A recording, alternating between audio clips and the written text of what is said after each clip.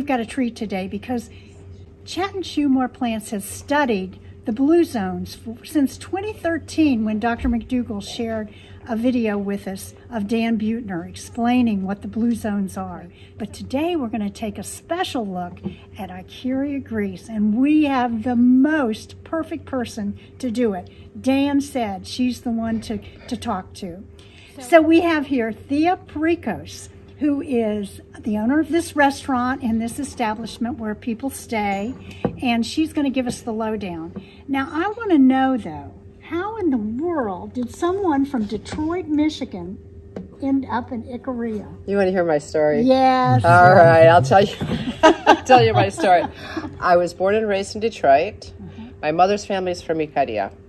Okay. So that's how we started coming to Ikaria when we were kids. And after high school, I spent a year in Greece, Athens, and Ikaria. I have family in both parts. And I realized I much preferred Ikaria, to be in Greece, to be in Ikaria, than to be in the States. So I just was coming more often. The classic story, I met my husband on one of my trips. We got married and we moved to Greece. Oh my God. We did spend a few years in the States after my first son was born here. But then we decided not to stay in the States.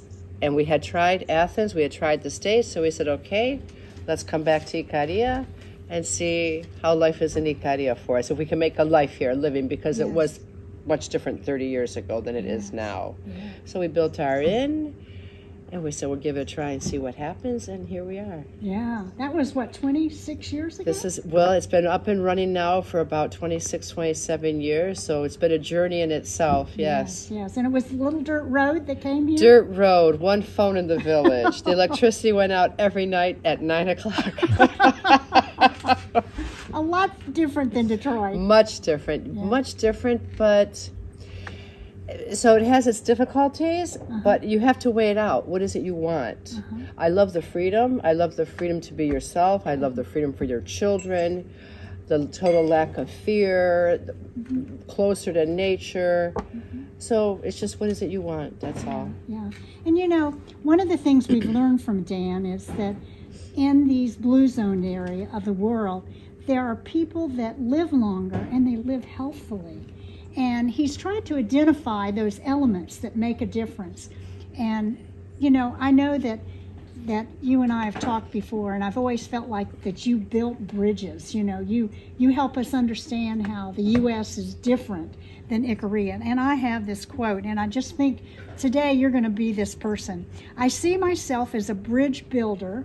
That's you. Okay. That is me building bridges between people, between races, between cultures, between politics. That's by T.D. Jakes, which could have been said by you because you're going to help us today build some bridges between what we know in our country and what's here. Now let's start with that first component that seemed to come strongly to me when I was here, that Dan identified that supports longevity that's helpful, and that is the social connectedness. Oh, totally. I totally agree with that, 100%. Okay. We have a very strong social network. You have to work to be lonely here, and you probably won't succeed. Everyone's included.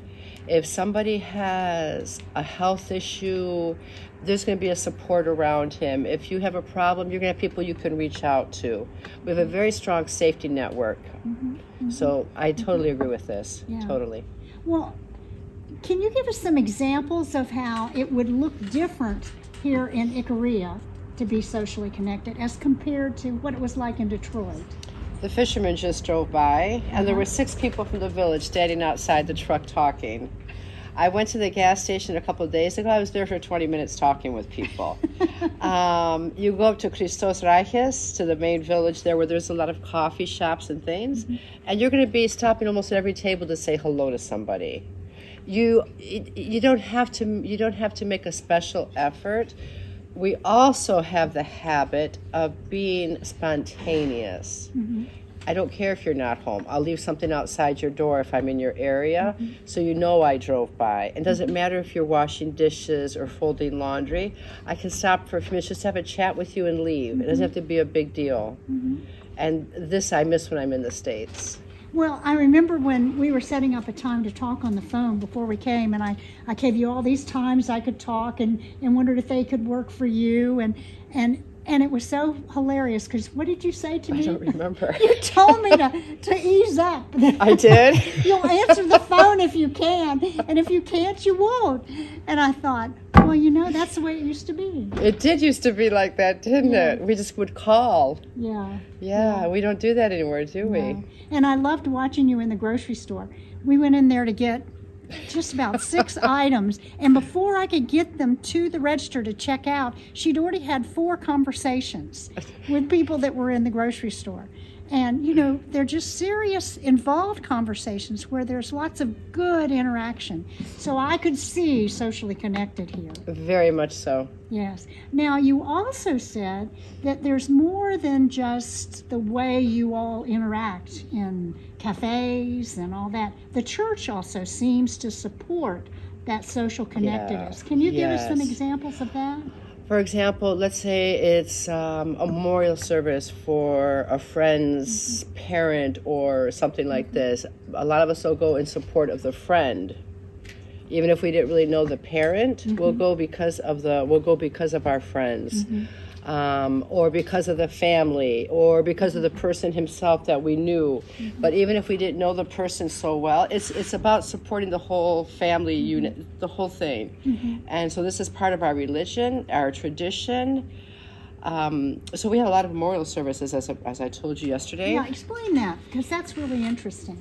So we have, when someone passes away, there's a memorial service after 9 days of the person passing away. That's normally the immediate family. And then there's the 40 days, which is pretty big because it's the first 40 days.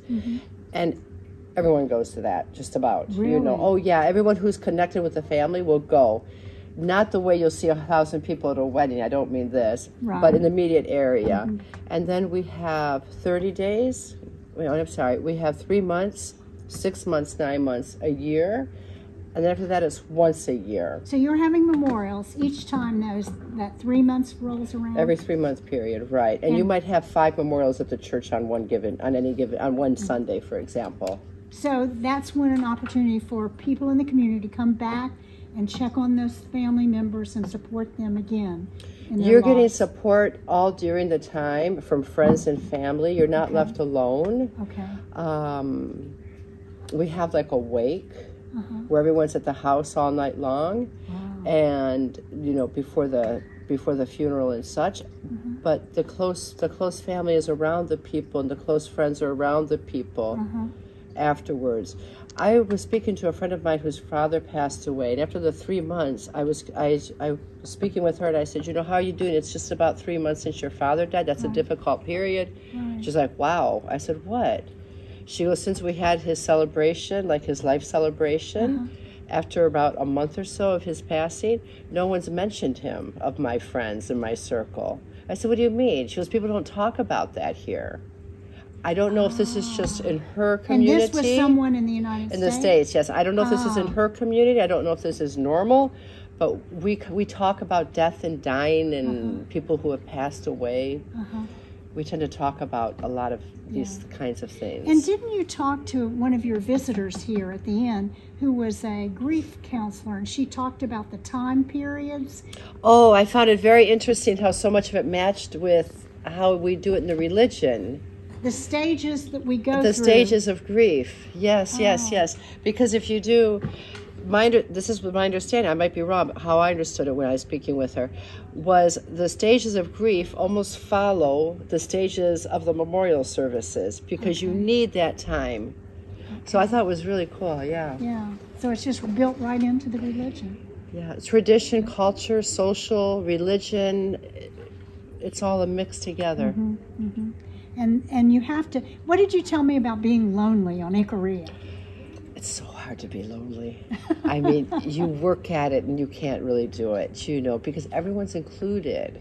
People are going to check in on you if they don't see you. You know, we don't have, I was asked if we have homelessness or hunger, and my son was here. And I looked at my son, I'm thinking, did I understand that question right? And we just looked at the person, and my son laughed. He goes, that can never happen here. You know, it's not even in the realm of possibility for somebody to be homeless here or literally hungry. Wow. Yeah. That's amazing. Okay, so speaking of hungry. Are you hungry? We're always hungry and hungry for plants, and boy, have we eaten a lot of plants in every video. We went.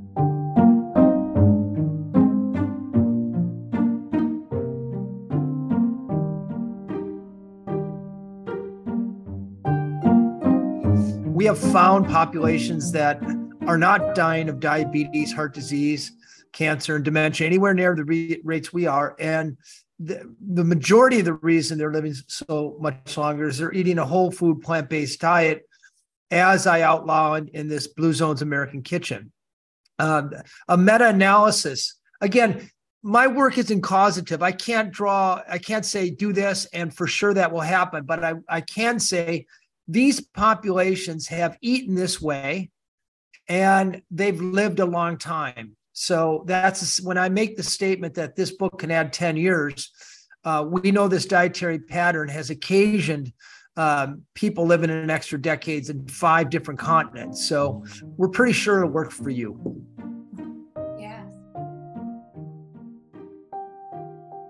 We went to the farm yesterday, and oh, that was just so exciting to see on these rocky mountainsides to be able to grow so many plants. Well, you see how everything's terraced, right? Yes. And what are some of the plants that people could get if they come to Ikaria to eat? From the gardens, we have, besides our teas and our herbs, every household will have some tomato plants, cucumbers, peppers, eggplant, zucchini for sure. Always butternut squashes in the garden because it's a winter vegetable for us. Actually, now it's ripe and it lasts all year, and we really, really use it a lot. Those I think are the basics, unless I'm forgetting something. Zucchini, zucchini, eggplant, tomato, cucumber, pepper. And you grow grapes. Of course we have grapes. We love our wine. We have grapes for fruit, raisins for wine.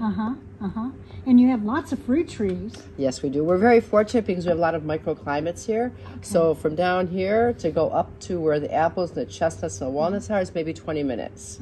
And then down here I have all my citrus, apricots, peaches, things like that. So we're super lucky because kiwi we have, avocados we have. Kiwi too. Kiwi grows up in the mountains. Oh my gosh. I know, we're so spoiled.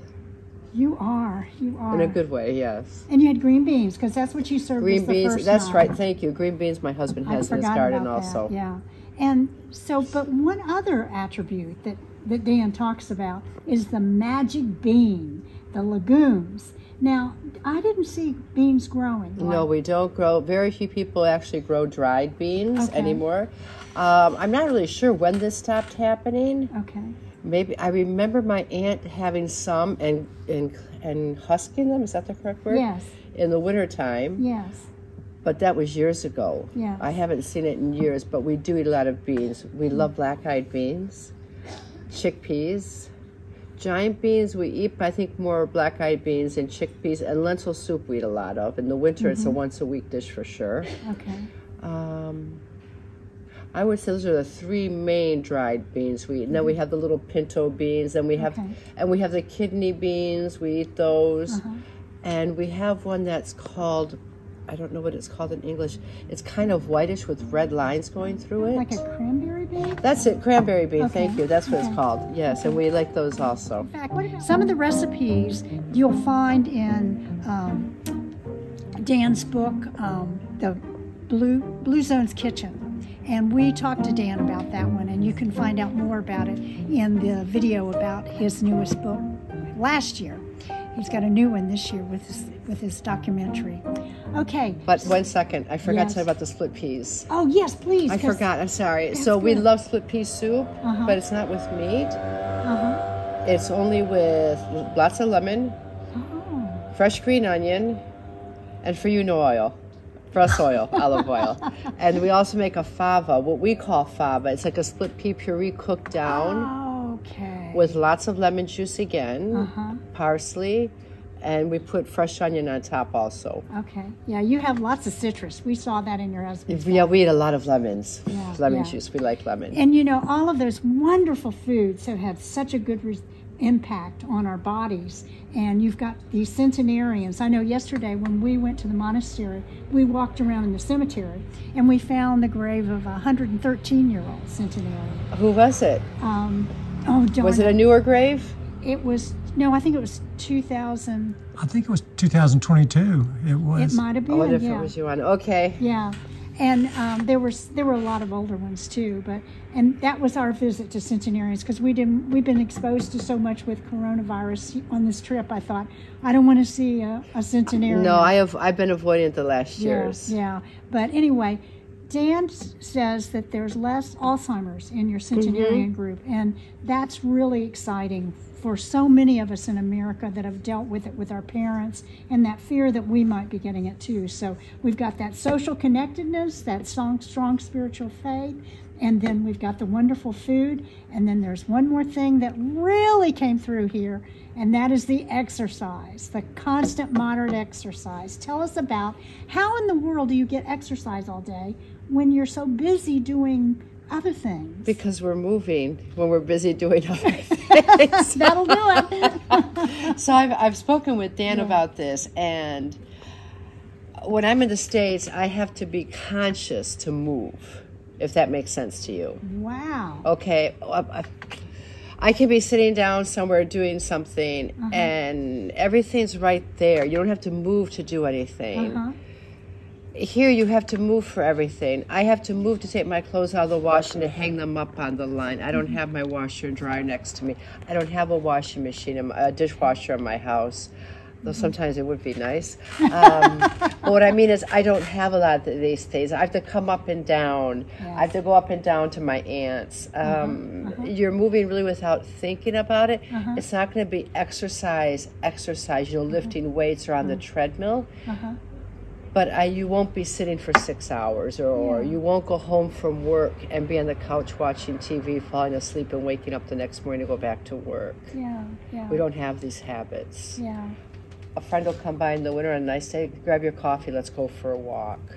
For no reason. So even, we're talking about that now, having meetings that, at businesses, at work, where you make them walking meetings, but you do it naturally to stay connected. I'm sorry, having meetings at work and walking and talking during your meeting, that's a nice idea. Yeah, it is, isn't it? Yeah, much better than sitting around a table. Oh, definitely. But you do it naturally. We'd like to be outside, and if the weather permits, we have bad weather days, of course, but when the weather is good, especially in the wintertime, because during the summertime, everybody's out doing different work, but especially in the wintertime, when the weather is good, you're going to see people out walking, and you see people out doing their morning strolls. That's great. So that's just built into your lifestyle. Yes, it is, and you see a lot of mothers with young children taking them for walks for fresh air, because we're big fans of fresh air. There's one more food, or whatever you want to call it, that integrates that constant moderate activity with what you eat, and those are your herbs that grow in the fields and those greens. So, in fact, when we were coming up from the airport, there was a woman who was gotten out of her car, I don't know where she came from, and she was climbing up the hill and she was gathering things. What was she gathering? Was it something with purple flowers? I couldn't see. Perhaps it was thyme or savory. I really don't know. Well, why would they want to get those weeds that were growing in the fields? What some people consider weeds are super, super healthy. So, there's many different kinds of dandelions. Okay. And that's a winter green for us. Okay. So you're going to see people out foraging every single day. Wow. We eat greens every day in the winter. Unfortunately, we're right in between seasons right now, so we're waiting for the winter rains to begin, and the summer greens have finished for the most part. But we forage different types of greens, chicory greens, dandelion greens. We have so many kinds of greens. What about purslane? Purslane's a summer green, and this we love for salad. Okay. And it's actually very good for you. Okay. But we also, if the weather is conducive, we'll collect wild mushrooms, our greens, our herbs, our teas. It's all from outside. So you're going to be going for a walk. You're going to collect some greens and some mushrooms. And you're going to have a bottle of wine in the car. And then you're going to say, you know what? Let's go to so-and-so's house, clean some mushrooms, fry them up there, and have some wine with them. So there's an impromptu, if that's the correct word, social gathering happening just because it was a good day to go collect mushrooms. And it connected all those, the social, the constant, and the plants. Everything, that's yes. great. Oh, boy. No, the Power 9 is a super combination. It's I firmly, people ask me what the secret is, or do I feel it's this, and I say, put it all together. It's not any one. I don't believe it's any one thing, but I do think that the social plays a humongous role in our psychology and our emotional health, which I think benefits physical health. Yeah. Oh, you know, all of it's tied together, like you said. Well, this has been great. Thank you so much. It's been a pleasure. Thank you. Thank you for wanting to speak with me. So one last question, Yes. though. If you had some advice to give us as we look at the concept of living long and healthfully, what would you share with us? For living, besides social things and family, I would say I think that people get very confused between want and need. And when I talk with people, we spend too much time on things that they think they need, but we've been bombarded with messages. And I think you need to get back down to what you need. And then go from there. Okay. Just the basics. Just the basics. The basics that sound so simple is actually the root. Yes. Well, I know. My opinion. My opinion. I'm leaving with a goal to make time for more social interactions. I think that's one piece that I can add to my journey for health. If we're not with people, after 3 days, we're lonely. Yeah. Do you know what I mean? If I'm stuck in the house or if I'm going somewhere but I'm not having conversations or visiting, after 3 days I'm like, wait a minute, what's going on here? Yeah, that's true. Well, I've had a wonderful experience here with my husband, Robert. But tell me, is there a way for other people to come and do the same thing with you? Yes, of course. If you're interested, I hold retreats between May and the end of October. You can just contact me. If you look at THEA'S, you'll find me online. I have a website, I have an email. Feel free to contact me. Okay. Definitely. I'd be happy to hear from anybody. Okay, so we're going to put those contact information below in the show notes, so that'll be there for me. Thank you very much. Are you kidding? It was a pleasure. I'm glad you came to Ikaria.